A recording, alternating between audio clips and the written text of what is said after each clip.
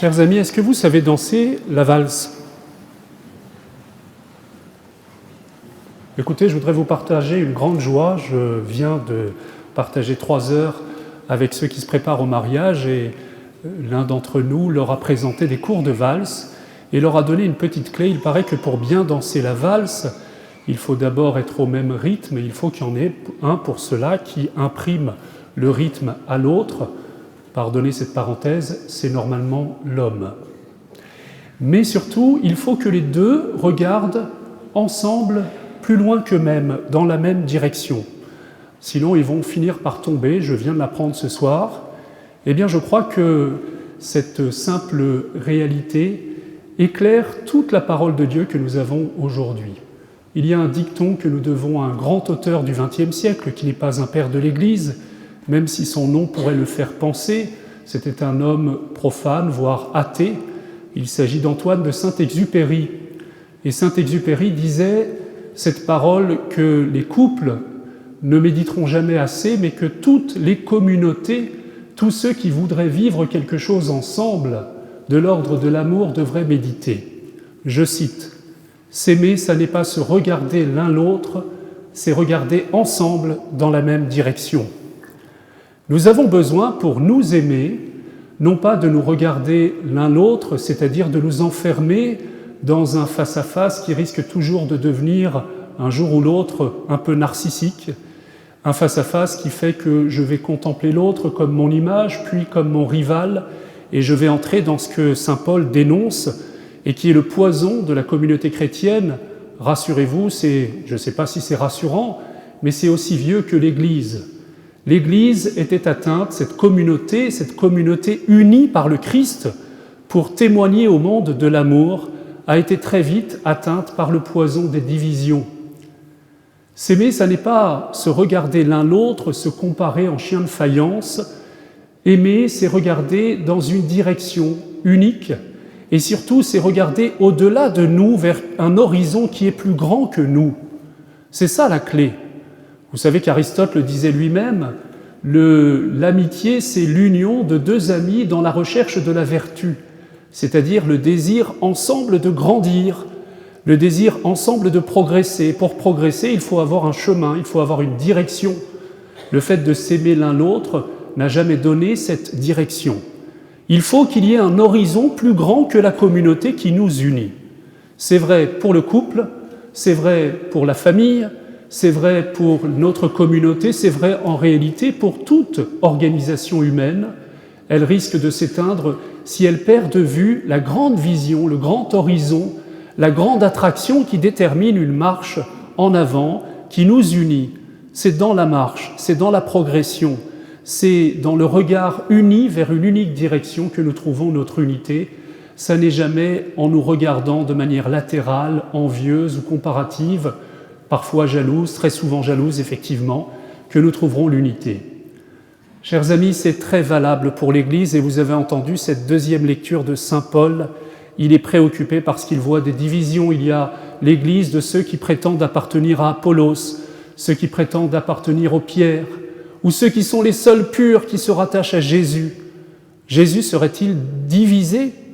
Il y a aujourd'hui dans l'Église, il paraît, l'Église de François, l'Église de Benoît, l'Église des tradis, l'Église des fachos, l'Église des progros, l'Église des chachas, l'Église de cela, l'Église de tel prêtre, de telle paroisse. Nous appartenons en fonction de notre sensibilité à ce qui nous rassure. J'ai besoin de me sentir appartenir, j'ai besoin de me définir, j'ai besoin de me comparer, j'ai besoin d'opposer.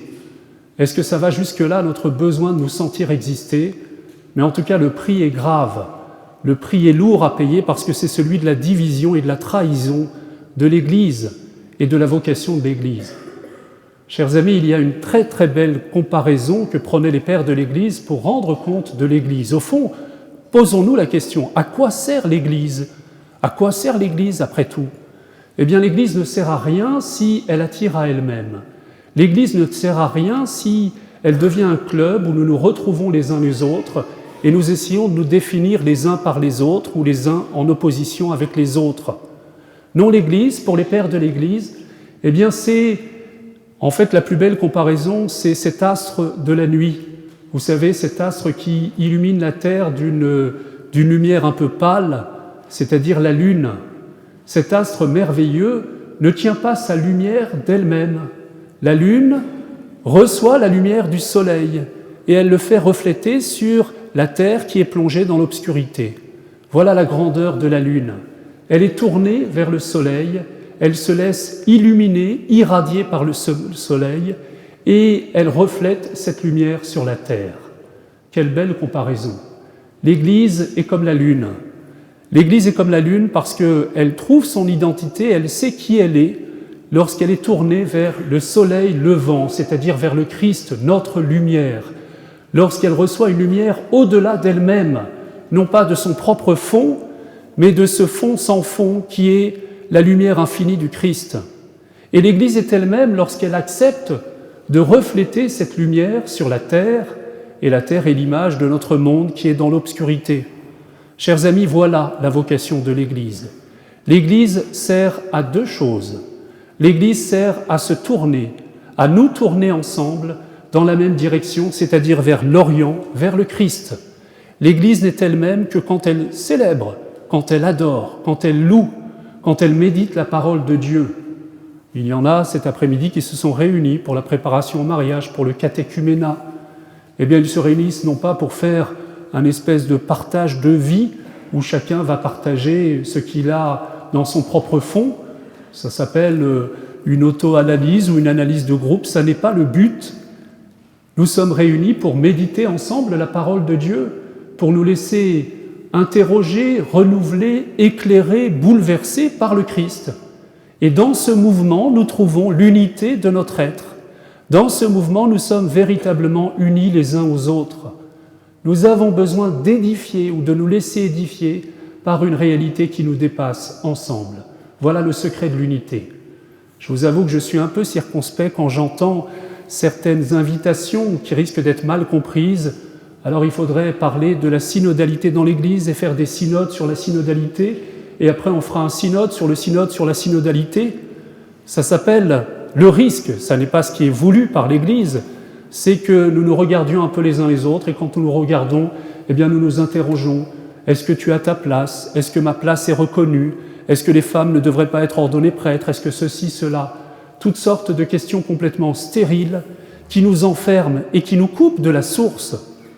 Et lorsque nous regardons le Christ, lorsque nous nous laissons édifier par lui, voyez la chorale qui nous entraîne dans une même louange, nous sommes non pas préoccupés de nous-mêmes, et ça se sent très bien dans un groupe, lorsque chacun veut attirer la lumière à lui, au lieu d'entraîner tous les autres dans la même direction, au lieu d'être porté par une partition, par une lumière, par une musique qui nous dépasse et qui nous unifie dans le mouvement où nous acceptions de la laisser passer à travers nous. Une personne, d'ailleurs, disait un philosophe, c'est personnare, c'est sonner à travers. Une vraie personne, c'est celle qui accepte que quelque chose de plus grand sonne à travers elle. Eh bien, c'est vrai pour l'Église. L'Église est l'épouse du Christ. Elle devient elle-même lorsqu'elle se tourne vers son époux et lorsqu'elle laisse passer cette lumière qui lui vient de son époux et lorsqu'elle se laisse contempler, qu'elle le contemple.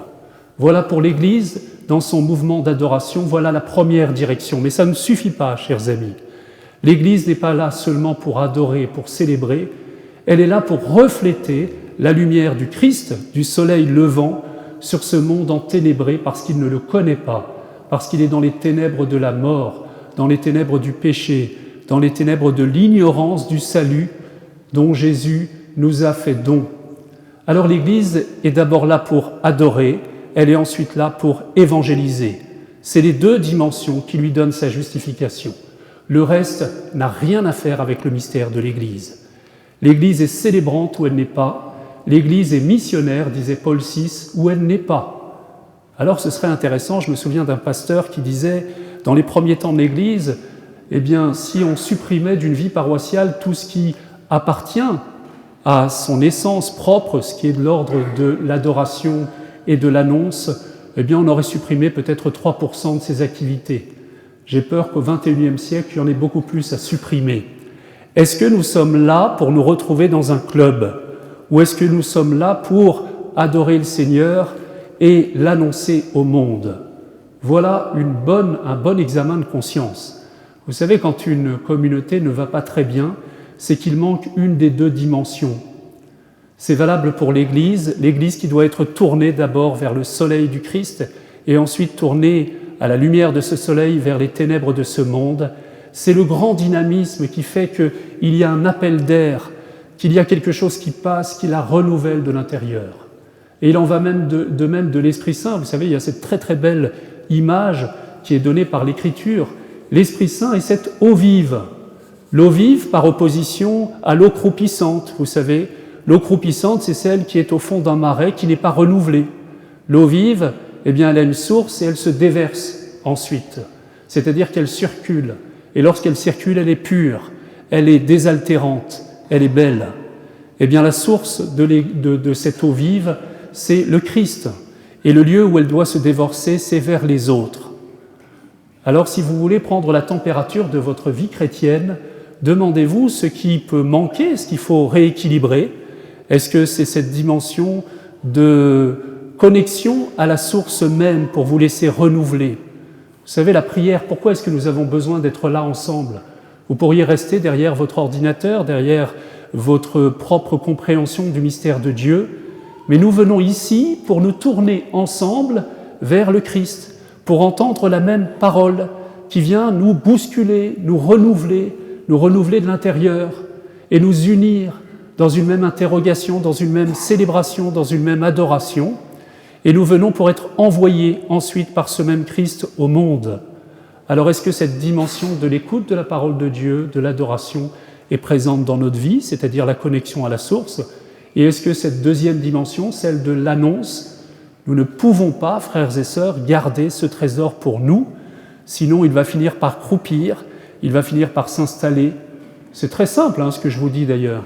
Vous savez, quand vous allez évangéliser dans la rue, ou quand vous avez le courage de parler à un de vos collègues de Christ, eh bien ça va renouveler votre foi, parce que ça vous oblige à vous poser des questions, ça vous oblige à aller puiser à la source. Et c'est finalement un jeu de va-et-vient entre la source et le lieu où celle-ci doit se déverser. Chers amis, retrouvons la grande direction de notre foi, celle du Christ et du monde. Comprenons la vocation de l'Église. Nous ne sommes pas là pour défendre nos idées personnelles, nous ne sommes pas là pour imposer les idées d'un parti. Bien sûr que nous avons nos sensibilités, j'ai la mienne, vous avez chacun la vôtre, mais il y a plus grand, plus profond, plus beau. Il y a celui qui seul a les promesses de la vie éternelle. Et il y a aussi ce monde, chers amis, qui attend d'entendre une parole, qui attend de recevoir cette lumière qu'il n'a pas, frères et sœurs. Vous savez, le temps que nous passons à nous comparer, à nous dire que nous sommes l'église de ceci, l'église de cela, eh bien, nous nous enfermons de plus en plus alors c'était dans les années 50, vous savez, 40% de la population française qui était pratiquante dans certaines régions. Aujourd'hui, c'est 2 ou 3% de la population française. Eh bien, figurez-vous qu'il y a 98% de la population française qui se fiche éperdument de savoir si vous êtes de l'église de François, de Benoît, de ceci, de cela, mais qui voudrait juste un tout petit peu connaître Jésus-Christ. Amen.